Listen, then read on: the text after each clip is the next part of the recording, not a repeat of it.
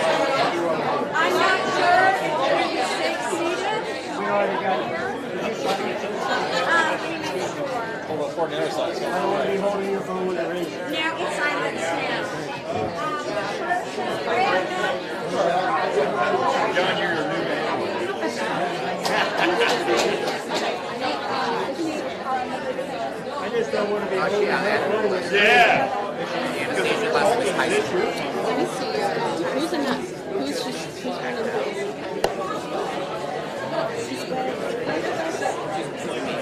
Yeah, I called that Stephanie couple with DeSantis list last night.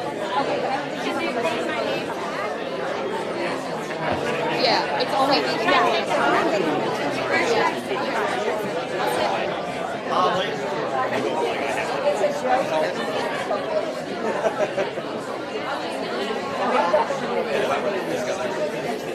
Got a great seat.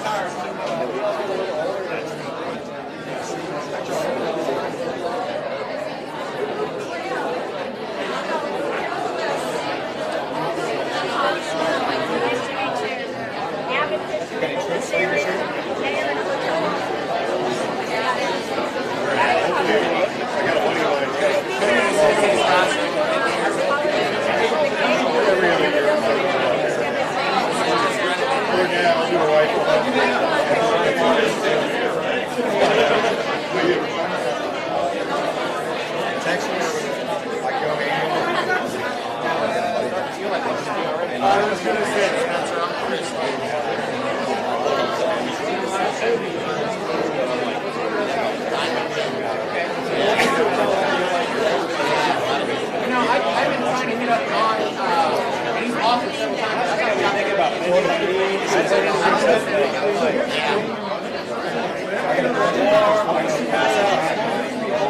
Is there a code? 477. WMA. Camera? Yes. Mike. John.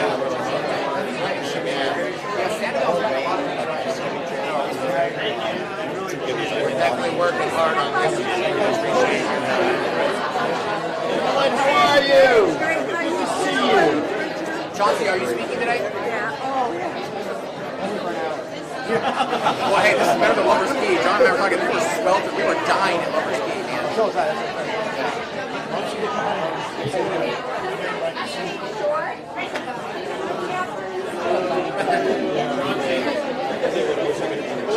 Chauncey, how's your dad doing? Oh,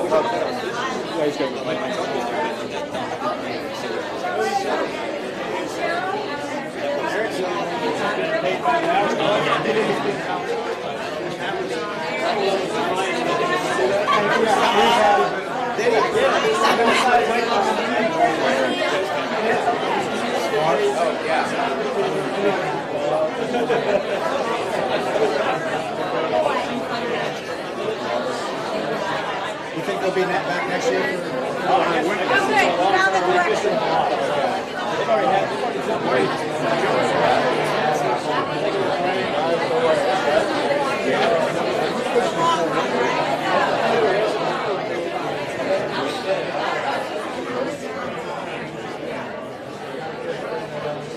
Look like I'm. You all look great. Get up there at the podium. Go ahead, go for it. Oh, thank you.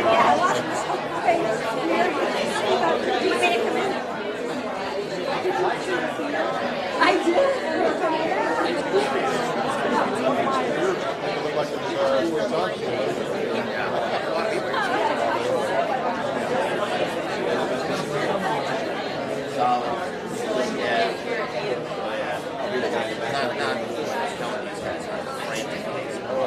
How are you?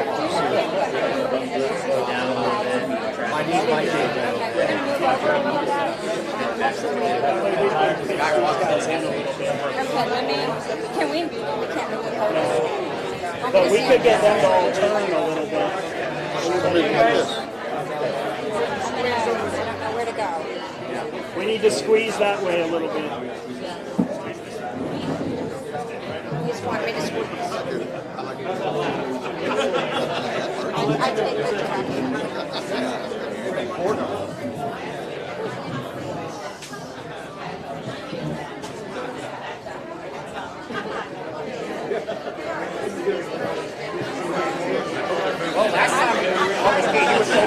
I'm going where I'm told. It's coming with the go, and I'm so good. Chris, what's he got to say? What do you want to say to everybody today?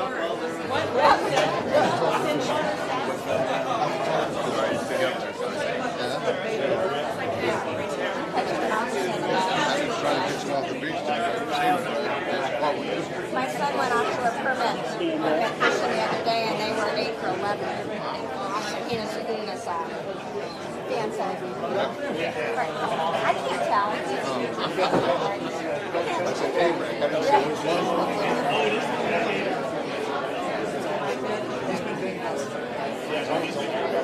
There we go.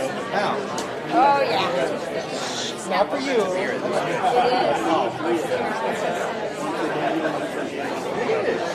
Well, that's what it's like. That's not going out.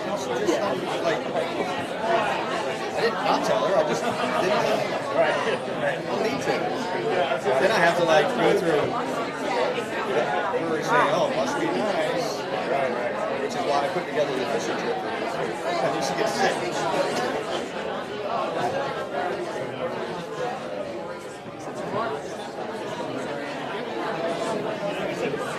Yeah, I had 1 week. I was out 5 days ago. No, I haven't seen that picture here.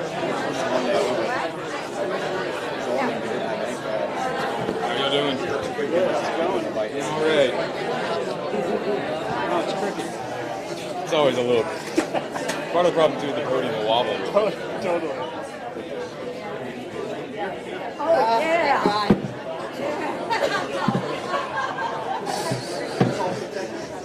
That is great. Loading up.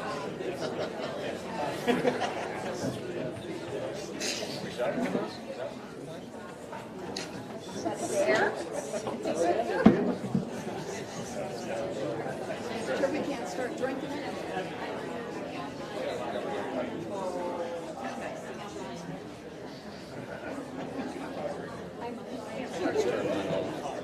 Put baby in the corner.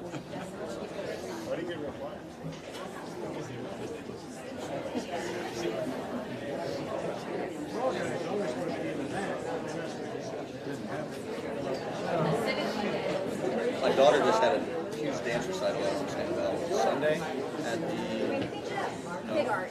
Big Arch. Yeah, it was awesome. Had you been out there before? No, It's a great facility. oh, it's beautiful. That whole area right there is. They did a great job. Mark Stevens Oh, they did. built that in 11 months. Tore down the existing one time, one budget.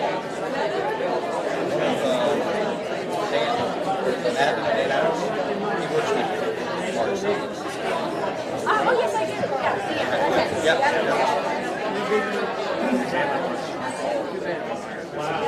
My son's good.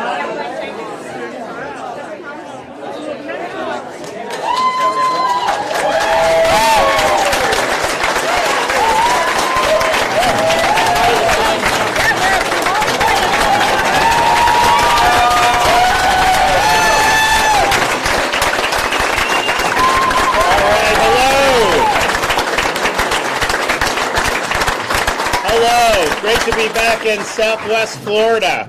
Thank you all for coming. We're really happy to be here. I want to recognize a lot of the folks that we have with us here today. We do have our Secretary for the Florida Department of Environmental Protection, Sean Hamilton, is here. We have Wes Brooks, who's the Chief Resilience Officer for Florida. Everglades Foundation CEO Eric Eichenberg. Captain Daniel Andrews, Captains for Clean Water, Executive Director, is with us. Captain Chris Whitman, also one of the co-founders for Captains for Clean Water. From South Florida Water Management District, we have our local guy, Chauncey Goss, is here. We I think I saw Charlotte Roman is here from South Florida Water Management. We have Hallie Goldstein, Audubon, Florida. We have Sheriff Carmine Marceno.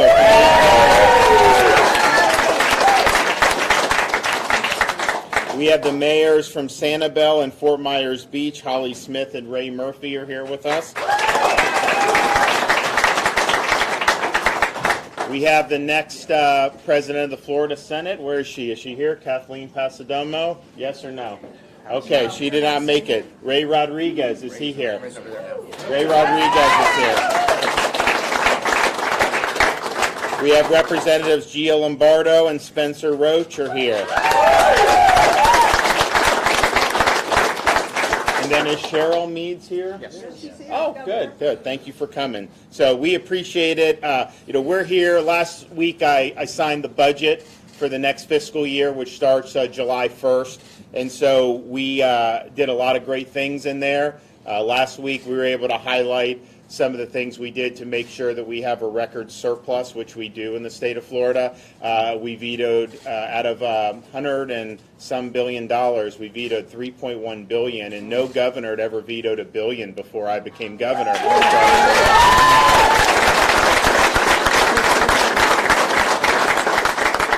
And part of the reason we wanted to do that, and part of the reason we've done what we've done really for the 3+ years I've been governor, is we want to make sure that Florida is fiscally sound and built for the long haul. We're addressing huge issues in our state with the budget, and today we're going to talk about what we've been doing to not only honor our promises with respect to conservation, water resources, and environmental stewardship. We've actually exceeded those very lofty goals and lofty promises. And usually in politics, people overpromise and underdeliver. We actually promised very high, but even over-delivered on that. And so we're happy with that.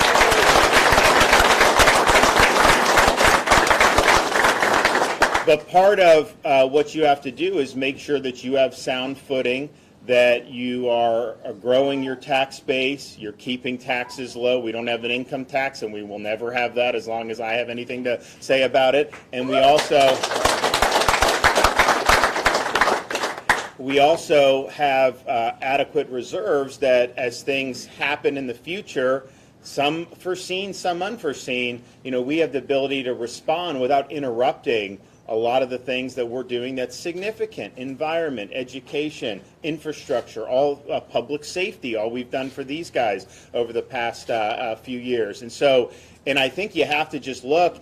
Florida, all the policies we're doing clearly have been effective. The results are as good of results as we've seen. If you look at what we're doing with tourism, if you look at what we're doing with job growth, if you look at what we're doing with new business formations, we lead the nation in that far and away. If you look at what we're doing with all these other things, it's really good. But we also have to deal with a lot of bad policies out of Washington that are causing a lot of harm for an awful lot of people. And so when you come in to office like they did with Biden and you declare war on American energy, well, guess what's going to happen? You now have this situation where we have the highest gas prices that I have ever seen as someone born and raised in Florida. And our gas prices are basically the national average, sometimes even a little lower. There's other states that are much higher. And so that tells you that's a huge, huge problem for a lot of people.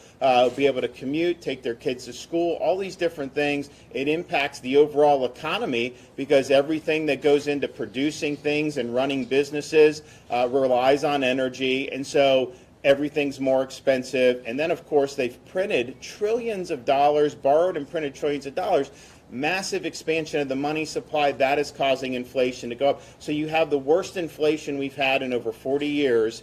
And now they're raising interest rates or doing all these other things, which are going to put negative headwinds further on the economy. And so, look, I think we're much better positioned now than we were during the Great Recession because our economy's done a lot better. We have a lot more industry here than we did then. But it would be irresponsible not to plan for some type of Biden-induced economic slowdown. And so by having these big reserves, if it happens, and hopefully it doesn't, but if it does, we're not going to have to stop any of our progress or any of our initiatives. Just move a little bit of money from the surplus, plug if there's a hole or two, you just plug it, and you keep going on. So from a fiscal perspective, we're strong. We're ready for whatever Biden throws at us, and the state of Florida is going to do continue to meet our obligations. And I think that that's the prudent way to do it. When you have a lot of resources coming in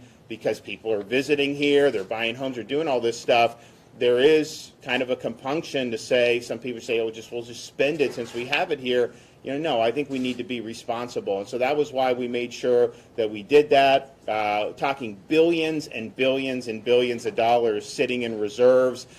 We have a rainy day fund specifically that I think we've tripled since I became governor. Then we have a whole bunch of excess revenue that's there, a lot of money, more than we've ever had. And then we get these trust funds that have balances too. So we're strong, we're in good position, and we're going to continue to do that. But doing that, I think, allows us to make announcements like this today. When we set off on doing things, we need to stick with it. It's not like you just do like one year and think it's going to solve every problem. So these are things that is a long-term commitment for the state of Florida. Make sure we have adequate infrastructure, to make sure we have world-class education, to make sure that we have really great environmental stewardship for our really unique natural resources. And so we're in a position to be able to do that. When I got elected governor, I said we were going to make this a priority. A lot of folks wanted to see more action taken, so we put out a very ambitious agenda and executive order as soon as I took office, and we did a lot of things. I mean, we have done policy like the Clean Waterways Act, and there was a whole bunch of stuff involving in it, but one of the things we called for was more financial support for our water resources, water quality efforts, and restoration of the Everglades. And also doing things like making sure that we can combat blue-green algae, red tide. No one was really doing much of anything about that.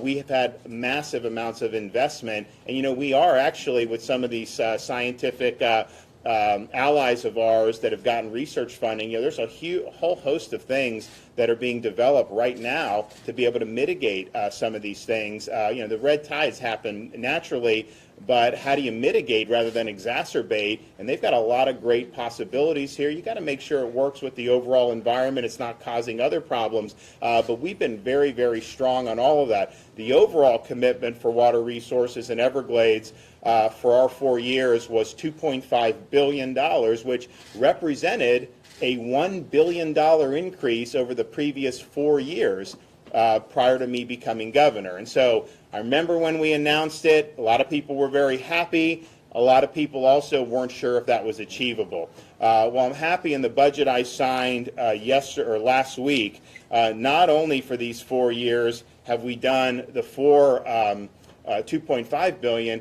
we've actually done much more. It's going to end up being about $3.3 billion over 4 years. That's more than double what had been done over the previous 4 years to meet these obligations. And so, you talk about different infrastructure that we've been able to do. You have the C-44 reservoir on the east part of Lake Okeechobee. That's complete. I mean, they're going to use it this summer if they need it. Then there's some more testing that needs to be done. But we were really supportive of that, and I know they're working on 43 over here on the west side of Lake Okeechobee. And then our stormwater treatment component of the southern reservoir is something that we're ahead of schedule on. And that's something, the Army Corps with the federal component, Biden didn't give us any stimulus or any of the infrastructure money for that project. It's an important project. Nevertheless, we're going to continue to go forward. So we are making huge progress. We've really completely reoriented the state's approach to all of these issues, and I don't think we've ever had a run that has been this productive in the modern history of the state of Florida. So we're happy to have done that, and we're happy to make sure that that's reflected in the budget. Now, there were some other things, some policy stuff that were done during this legislative session. One of the bills I know a lot of people were asking about, this 2508, that was going to try to change some of the stuff, that was being done. And I just want to let you know, 2508, I've heard you. We have vetoed that today, effective. Yeah.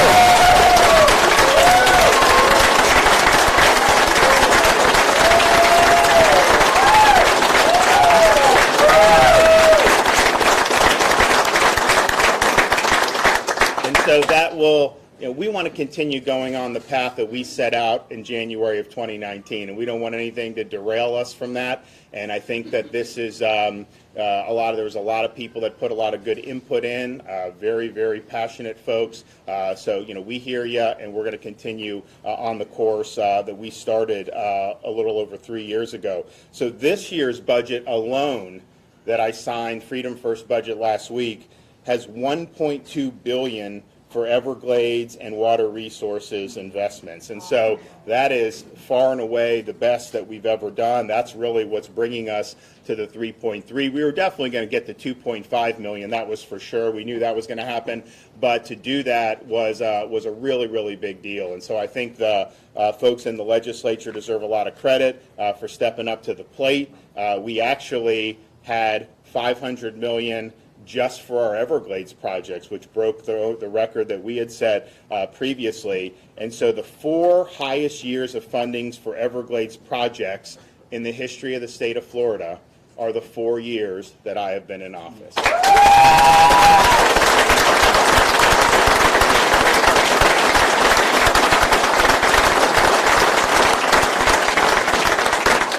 We mentioned some of the projects, C44, C43, we mentioned the EAA reservoir, but all told, since we started in January 2019, 48 Everglades projects have either broken ground, hit a major milestone, or finished construction. And so that's a lot of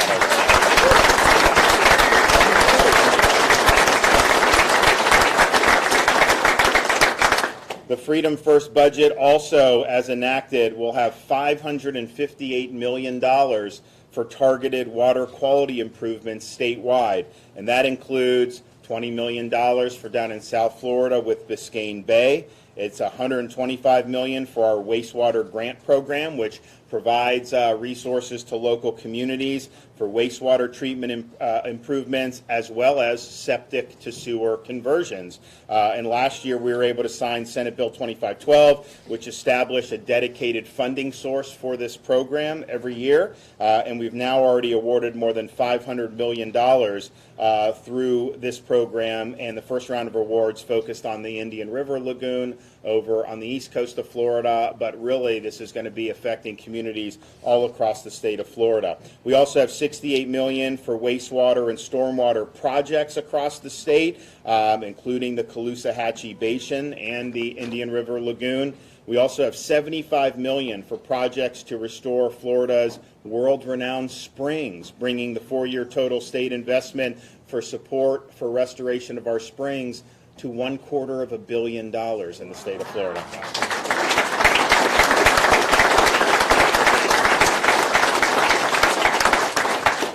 And $50 million for alternative water supply projects, and then $15 million, which is $5 million more than current year, and really none of this was being done at all prior to me becoming governor, to innovative technologies to fight red tide and blue-green algae, and an additional $5 million in new funding support to help local governments with any type of cleanup efforts. I mean, if you have one of these blooms, a lot of times the fish, unfortunately, get killed. If you can clean that up, it clears it up quicker. If that just festers there, then it builds, and it gets even worse. And so when we had this in Tampa Bay last summer, Sean and the department were able to send millions of dollars of support. The cleanup was much quicker than it had ever been, and that did mitigate the severity of what we're doing. But I can tell you, I did a state visit to Israel in 2019. There's companies there we met that are doing stuff in Lake Okeechobee against blue-green algae. And so, obviously our view is with the Army Corps, and they've actually done a good job since I've been governor. I worked with President Trump on it. Try to mitigate these discharges. Don't just say we're going to let the lake go as high as ever and then just start spewing it into the estuaries. And so you have to have a balance. Let that lake be a little lower going into the wet season so that as it rains, the lake will rise. You won't have to do discharges. And I think the last 3 years, we've probably had the lowest number of discharges that we've had. And so that's a good. The management's important.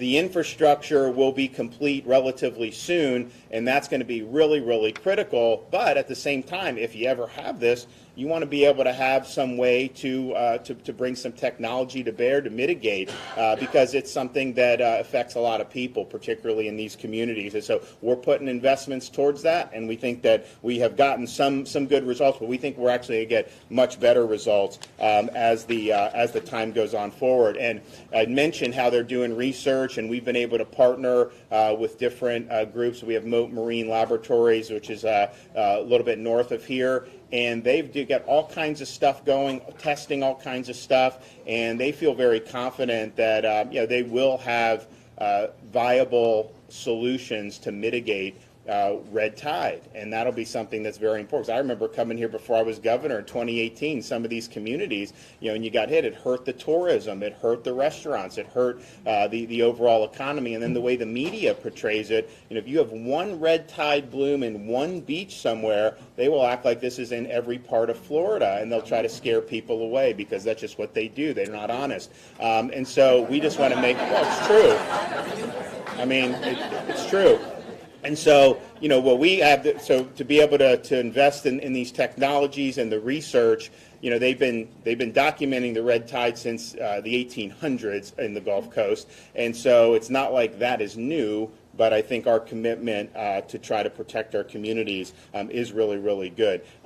We also have $500 million for a new program that I started with the legislature called Resilient Florida. It helps to fortify our communities and infrastructure so that when we have these major weather events, we're able to mitigate the damage that does occur. I mean, the fact of the matter is we're sea level state by and large.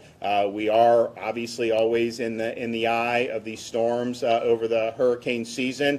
We'll see what ends up happening this year. People say it's going to be more active. I mean, I think they say that most of the time. Sometimes it happens, sometimes it doesn't. But we're prepared. You got to be prepared either way. And also just understanding, these storms, not even that affect the state of Florida. You have storms that hit Texas, Louisiana with the energy production. Some of that goes offline. $5 a gallon of gas is going to go up even more than that, and so that's a big hazard that this country may have to deal with this summer during hurricane season. But bottom line is, these improvements are historic investments, and a lot of times when we're putting in the money, the local communities they're matching what we're doing. So if we do $500 million, that's really $1 billion that's going in to improve our infrastructure and make our communities more resilient. We also have $264 million to improve Florida's state parks, which we have some really, really good state parks, and so that's a record investment in terms of that. So we're excited. I don't think you've probably had a budget in the history of the state that has done more to address issues related to conservation, water quality, and Everglades restoration ever. And so it's all about just setting out that vision. We've never wavered from the vision. We had a lot of good allies in the legislature that were able to help us with this, but at the end of the day, we have not only honored our commitments, we've exceeded what we set out to do, and we're going to continue to do more. This isn't the end of it, but it is a time to say we've been able to deliver for the people of Florida. Now, we also want communities to be able to take advantage of what we have available in the budget. So I'm also announcing that as of today, the application portal for many of the grant programs that I outlined are open today at protectingfloridatogether.gov/grants. So that's protectingfloridatogether.gov/grants. And you can go make the applications. The good thing about this, about these programs like Resilient Florida, it's objective criteria where they're looking to see what the impact would be. If you score high, you got a great chance to get it. It's not like we're only giving it to certain communities based on other considerations. And so I think it's done well. And the portals are open to apply for the wastewater grants, innovative tech, water quality improvement grants for Biscayne Bay and Spring Coast watersheds. And portals to apply for additional projects, including Resilient Florida, will be open soon. So great year. great effort. We're happy to be here. I remember being here before I was even governor, saying that we were going to make it a priority, because I know a lot of people, really throughout the state, but particularly in Southwest Florida, really concerned about making sure that we're doing our best to be good stewards of a very special piece of property that we're able to be inhabitants of here in the great state of Florida. I've got some great folks here that are going to be able to offer some comments, and so I'm going to bring them up. So we'll start with Secretary Sean Hamilton from Florida DEP.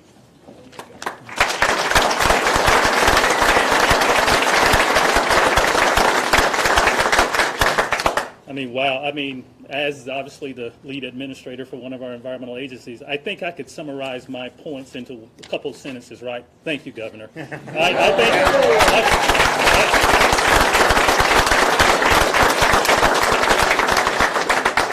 And as a 15-year veteran of the department, truly, trust me, that comes from the heart and the soul, and understanding what that means to an agency that's dedicated its mission to protecting our resources. I'm happy to be here today. You know, the governor talked about his first week of office doing the $2.5 billion. You know, he mentioned about those folks that doubted the ability to deliver on that. I won't say if I was in that group or not, because again, that was at the time, that was an amazing, amazing commitment that we all wanted to believe. We all wanted to put our trust and faith in, and I'm happy to be here today to know that we're going to surpass that by over $800 million.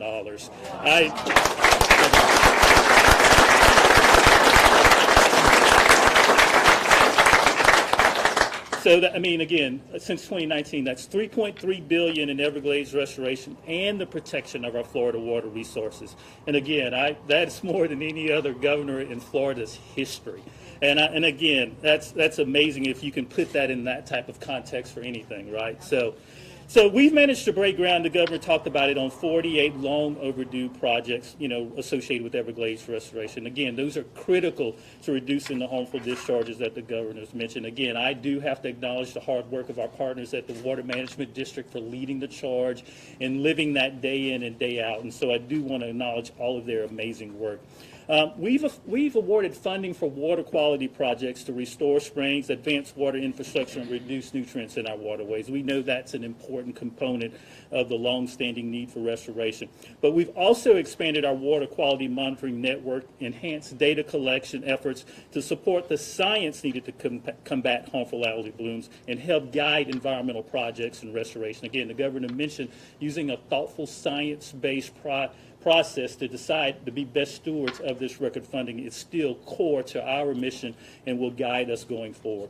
But, you know, again, I also have to acknowledge there's a lot of work to be done, right? And we'll continue that. But thanks to the governor's leadership, we're in the best position to move the state forward on our efforts to protect our water quality resources and restore our precious resources. And so with that being said, I'm happy to announce as well the opening of that portal that the governor's mentioned. That's an important tool, and I encourage our partners and our communities to take advantage of that. Reach out to department resources, and we'll guide you through that process, because again, we want to make sure we're there for you at your point of need. And so with that, again, thank you, Governor, for your leadership.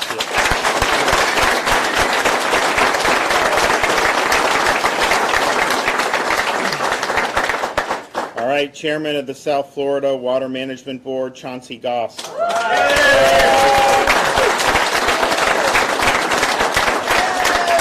a pretty good morning in Fort Myers Beach today. It's a great morning in Fort Myers Beach. Welcome back to Lee County, Governor. It's great to see you, Secretary Hamilton, Dr. Brooks. Thanks for being here. Every time I see you here, it's good news for South Florida, so you got to keep coming back. Absolutely. That started on your second day in office. You visited us here, just not too far away, and you said you were going to announce Executive Order 19-12. It was achieving more for Florida's environment. And you said you were going to ask for an unprecedented $2.5 billion that we just heard about. I was a believer. So.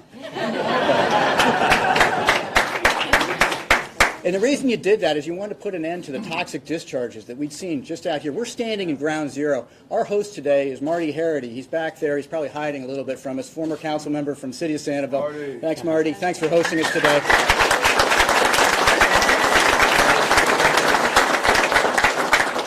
No one knows the pain of those discharges more than Marty. His business has suffered, and more importantly, his employees suffered. Think of all the people you hire who were hurt by those toxic discharges. So the progress we're making here is real. It's got an economic impact, and it impacts real people. So, Governor, you have promises made and then you have promises kept, and the governor's Freedom First budget ensures that ambitious goal of $2.5 billion that we heard about not only met but surpassed. I mean, it's just amazing that we were able to do that. The total now being more than $3 billion, which is double the investment which was made in the previous 4 years. I'm so proud to be a part of that progress that we've made in the last 3 years. You know, it takes leadership, it takes resources, it takes a really competent team to be able to execute on that. We have the leadership from Governor DeSantis. We have the resources from Governor DeSantis in a very, very effective legislature, and we have the ability to commit to execute with the men and women, the hardworking men and women of the South Florida Water Management District, who are led by our Executive Director, Drew Bartlett. So you take those three things together, and we've been able to make some great progress. The governor mentioned those 48 projects where we have milestones on.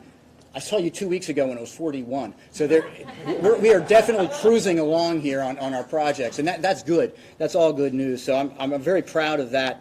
But I don't want to look at just the projects that we're doing and just the amount of dirt we're turning, because we're doing a great job there. We're spending money. We're doing what we're supposed to be doing. But let's look at why. Let's look at the results. Are we starting to see the results? Yeah, we are. When you start looking at lake management, you look at the last 3 years, we have not had harmful discharges in the last 3 years because we're managing the lake better with the Corps of Engineers and with the governor's leadership on that. So thank you for that.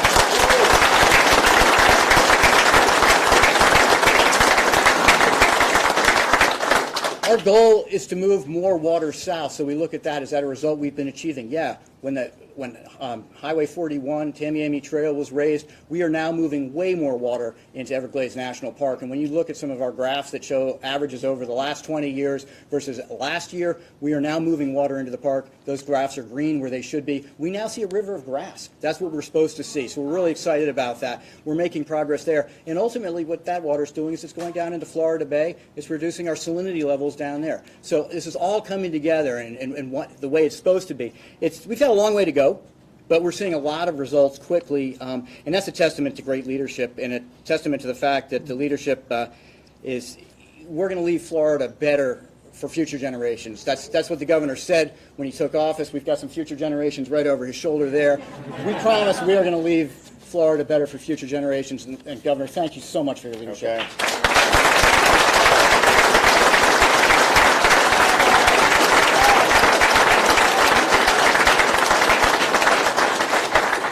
Well, thanks for that, and we do want to make sure that we're doing all we can. It's important for businesses like this, but in Florida, it's also we saved a lot of these restaurants because we kept them open and we let them make these decisions. And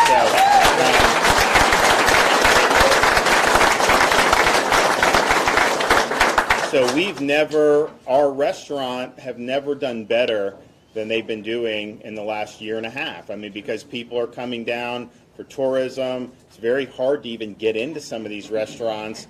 And, it's like for locals, it's like you look and try to find. I was talking to a fellow that's got some great restaurants in another part of the state. It's like he can't find management because the servers are making so much in tips, it'd be a pay cut to be on a salary.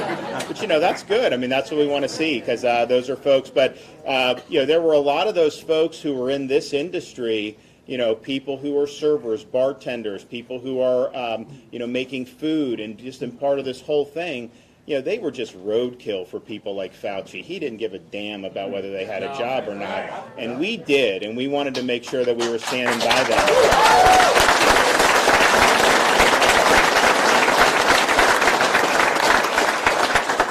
So I think and you've seen a lot of people move restaurants here from other parts of the country because it was a much better environment. So we are proud of that, and we want to keep that going. Okay, Captain Daniel Andrews from Captains for Clean Water.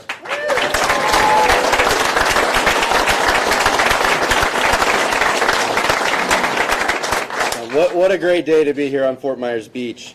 I think we all realize that Governor DeSantis meant business on his second day in office when he cleaned out the whole South Florida Water Management District and put Chauncey and Charlotte and Cheryl and a wonderful board of people that really care about our waters. And I can tell you, as a fishing guide, and we've got a lot of our guide buddies here today, it's hard work. You're at the mercy of the weather, the tides, the fish, and it's to try to put your clients on a good experience when you have these factors discharges, toxic algae, fish kills, it's depressing. When you look at what this fishery was 10, 20 years ago, and you look at it now, it's sad to see what's happened. And I can't say 4 years ago that I was hopeful, but I think at the time we knew that we had to keep fighting. And all the restaurants, the hotels, everybody had to get together. 4 years later, we're more hopeful than we ever thought we could have been. When you look at these record investments that the governor's put in to Everglades restoration and really prioritize the projects that actually get the job done. The EAA reservoir south of Lake Okeechobee to restore the flow the way nature intended.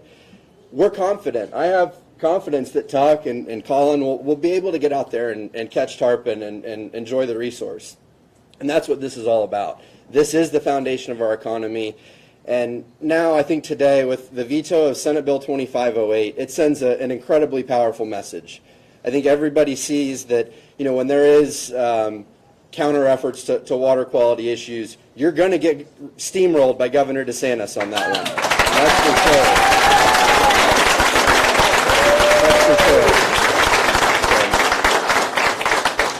Governor, I can't thank you enough for the investments that you've made in our office, the shrimpers, the restaurants, the hotels, our whole economy here. It has a bright future because we're going to have clean water.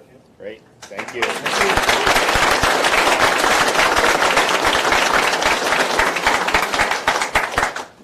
Okay, Everglades Foundation CEO Eric Eichenberg.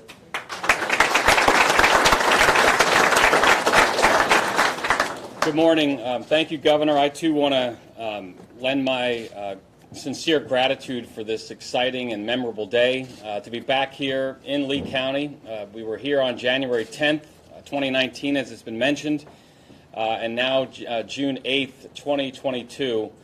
These are two critical dates in this effort. Now representing an organization that's been around for 30 years, there's been a lot of politicians who just talk. And you've heard a lot of talk over the years about the Everglades and the need to end discharges east and west and how they wish to combat blue-green algae. This governor, not only on day 2, but on day 1, in an inaugural address, made it clear that we were going to solve the issues of water quality. We were going to send water south in the intent that God had created from Lake Okeechobee down to Florida Bay. And not only did he lay that out in that address, but he also made it very clear that he was not going to allow the knuckle draggers to stand in the way. And he's done that yet again here today. He is not deterred. He's laid out a vision. He's laid out a goal. And we have followed, all of us, all of the advocates who are desperately seeking to have an Everglades that's here for future generations. We see the passion, we see the dedication, and we see the results that the governor has put forward in 3.5 years. These are the most remarkable 3.5 years for America's Everglades in the history of this effort to save this national resource. And let me also say there's talk about the investment. Dollars matter. To build infrastructure, you need money, and the governor and the legislature are putting up those dollars. But the governor's leadership 1 year ago today, when it comes to the way Lake Okeechobee is going to be operated, the Lake Okeechobee System Operating Manual, LOSIM, as people talk about it, when the governor weighed in last April and told the Army Corps of Engineers to use greater flexibility in the way the lake is managed, that is the plan that they've announced. The whole effort here is to end discharges east and west, store, clean, and send water south all the way down to Florida Bay. That's the direction it needs to go. That's the direction that this administration and this governor has set forth. There is no better friend of the Everglades than Ron DeSantis.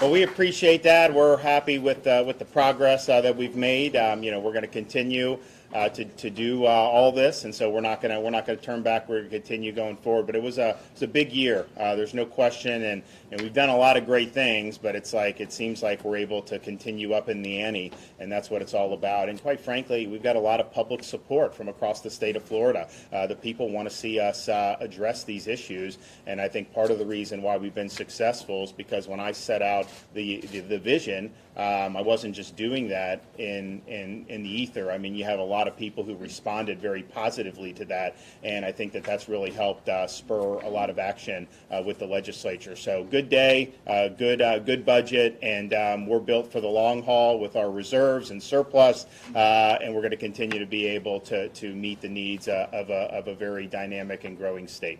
Okay, yes, ma'am. Governor DeSantis, we see the numbers, we see the strongholds, we know that you're running for governor.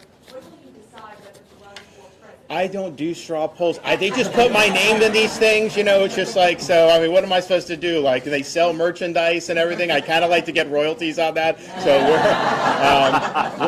we've got a lot more stuff that we're doing here. And so we're, obviously, this budget was a huge thing. You know, it took us a long time to analyze every little line item. You know, these individual line items, when you go through it, it'll be in there. You don't necessarily know why it was there. Sometimes the legislator will say, here's why they did it. You got to look at the track record and all that stuff. So my staff did a great job analyzing all this, and of course we had to make decisions about some of these items, and we've been able to have I think really good budget. We did slim it down because it needed to do that, but I think we're in really good shape. Just to follow up, are you considering running? I've addressed this so many times, so go ahead.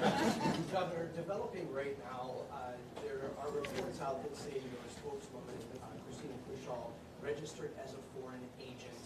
Do you have any response to this? She's right behind you, so you can ask her. I have no idea.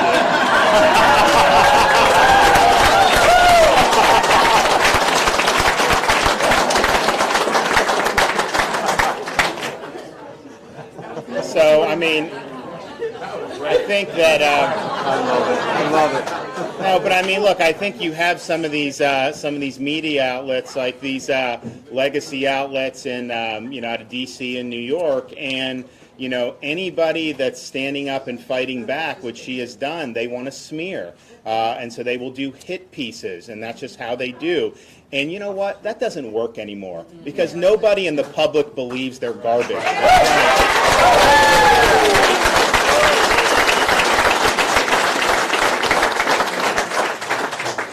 Are you considering a special legislative session, perhaps dealing with constitutional carry, and then also Anthony Sabatini called for an emergency special session to ban drag shows in front of children? Yes. Well, I think on the latter, I've asked my folks to look. I mean, we have child protective statutes on the books. We have laws against child endangerment, and I think this came out of you. You had this Dallas, Texas. You had these very young kids, and they must have been like 9, 10 years old, at a, quote, drag show where they were putting money in the underwear of this, and that is totally inappropriate. That is not something that children should be exposed to, and so we may have the ability to deal with that if something like that happens. There's also very graphic language in that thing, and people got a lot of video and a lot of stuff from it, and I think that was really disturbing. And like, look, we want to have our kids be kids, okay? They want to have normal environment. Part of the reason why we did we fought the fight with parents' rights and education is because there's a movement to inject these things like gender ideology in elementary schools even. And my view is our schools need to be teaching these kids to read and write and add and subtract and do the things what it's supposed to be done in school. Injecting these agendas into it is wrong, and that's why we did the Parents' Rights and Education bill. But when you see those images, Texas isn't exactly known to be San Francisco. I mean, it's a relatively conservative state culturally, and to see that was not something that was. So we do have some. So we're going to look to see what could be done under existing statutes. But I do think targeting these kids with all this stuff. It used to be kids would be off limits. It used to be everybody agreed with that, and now it just seems like there's a concerted effort to be exposing kids more and more to things that are not age appropriate. And I think our state in Florida, we need to be a family-friendly state. We need to be a good state for people to be able to raise a family, get a high-quality education, have a lot of opportunities without having some political agenda shoved down their throats. That's right. That's right.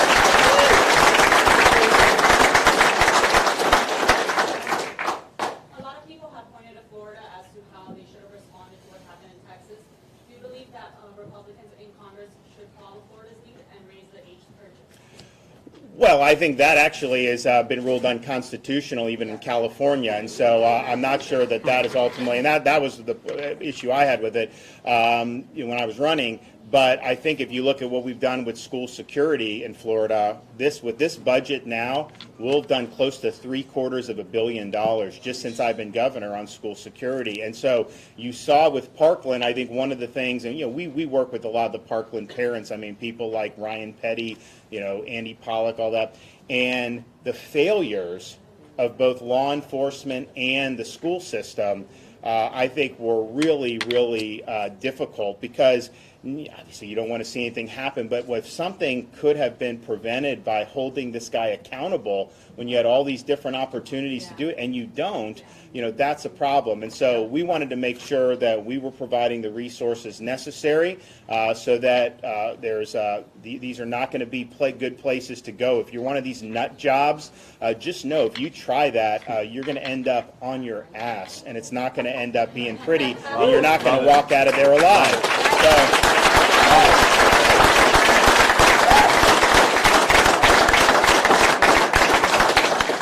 So we've done that, and I think we've really led the way on focusing on making our schools safe. I think we've also done a lot with mental health, and that spans a variety of things. I mean, traditional mental health is just people going through normal things in life. They're not a danger to the community, most people that need mental health services. But you do have some people that are really just off their rocker, and you need an intervention when you have that. I mean, honestly, they used to have people would go to these insane asylums, and it was something that these are folks that couldn't function in society. They were a danger to the community, and then they were basically committed. We've kind of deinstitutionalized that now, so you really need to have a concerted effort to be able to have interventions to identify some of the people who are not safe to be around the community. And it can involve firearms, but it can involve way more ways where these folks can be able to harm. And so these types of people who are doing things, targeting